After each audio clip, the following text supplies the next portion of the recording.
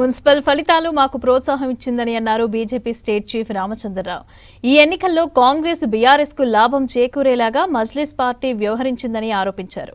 BJP ఓటమికి మజ్లిస్ అన్ని ప్రయత్నాలు చేసిందని విమర్శించారు. హంగ్ వచ్చిన చోట మేము ఎవరికీ సపోర్ట్ చేయమని అన్నారు రామచంద్రరావు.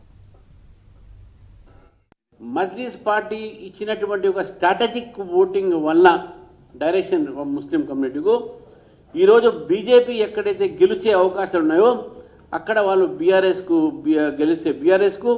గెలిచే అవకాశం ఉంటే కాంగ్రెస్ పార్టీకి చేశారు. ఇది ప్రజలు ఇచ్చిన తీర్పు కాదు, వాళ్లకు మజ్లిస్ ఇచ్చినటువంటి సహాయం. బీజేపీకు తెలంగాణ ప్రజలు మంచి తీర్పునిచ్చారని చెప్పి నేను భావిస్తా ఉన్నాను.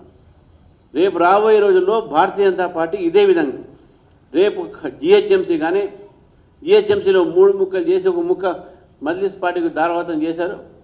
ఆ గిఫ్ట్గానే మజ్లిస్ పార్టీ వాళ్ళకు కొన్ని సీట్లు కొన్ని ఓట్లు ఇచ్చడం జరిగింది. ఓట్లన్నీ కూడా తారుమారు చేసి ఇదంతా లాబింగ్ చేసి బీజేపీని ఓడించే ప్రయత్నం చేశారు. అయినా కూడా మాకు వచ్చిన ఓట్లు మీరు సాటిస్ఫైడ్, ఎందుకంటే చాలా చోట మేము దగ్గరకు వచ్చి ఓడిపోయినాం. చాలా చోట మేము ఊహించని చోట మేము గెలిచినాం.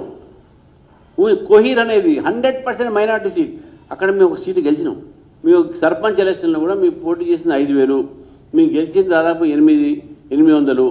800లో 10,000 వార్డు మెంబర్స్ గెలిచినాము. మేము 1,800 ఉప సర్పంచ్లు గెలిచినాము. ఇది ఆన్ రికార్డ్ సింబల్లో లేదు, ఇది సింబల్ మీద ఉన్నది. సింబల్ మీద ఉన్నది కాబట్టి మజ్లిస్ పార్టీ కలిసి ఇది చేసినటువంటి ఒక ప్లాయ్. ఇది ఒక కాన్స్పిరసీ, కుట్ర.